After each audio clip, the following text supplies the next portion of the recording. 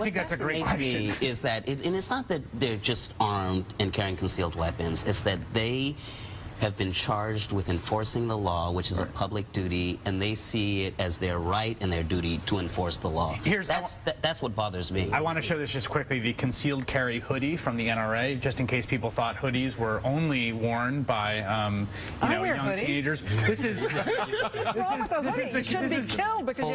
concealed carry hoodie from NRA. We want concealed carry to fit around your lifestyle, not the other way around. That's why we developed the NRA store exclusive concealed carry hooded sweatshirt. The included Velcro-backed holster and double mag pouch can be repositioned inside the pockets for optimum draw. And I actually think that's outrageous. They're using this incident to try to sell guns. This predated. I should be clear. This was not created post Trayvon. This predated it.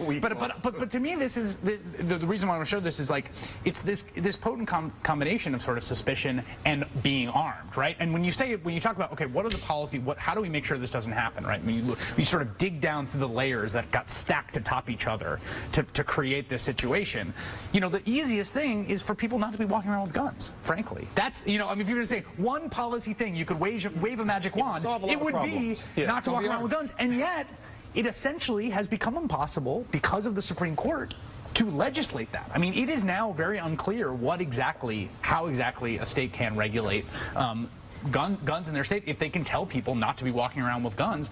And I think we're going to see a proliferation of that. What we have seen in sort of trends, huge spike in gun sales under the Obama presidency, and obviously there's some correlation there between gun culture and suspicion and sort of, the country's twisted racial history. So that to me is at the policy level is something that, and let's all remember, stand your ground laws in Florida passed on a bipartisan vote.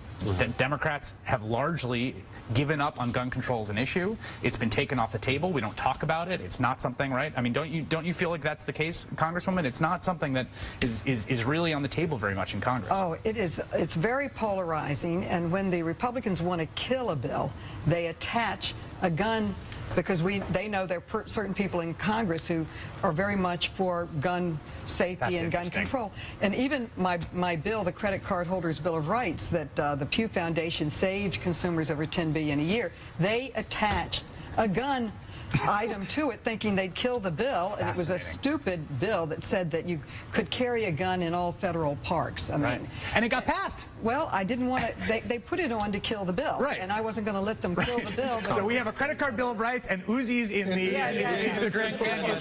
But I do want to say about the president, because you mentioned his name, I am deeply appreciative of his healing statements, and he said Trayvon would look like my son, pointing out how outrageous and sad and terrible this incident is and how it affects all our lives, and we have to do something about it. And Chris, what do we do about it? Well, I don't know. I wish I did. I think the president was appealing to empathy in that statement, and I hope that sort of guides our reaction. Continuing, Rich Benjamin from Demos Think Tank. Thanks so much for joining us today. Really appreciate it.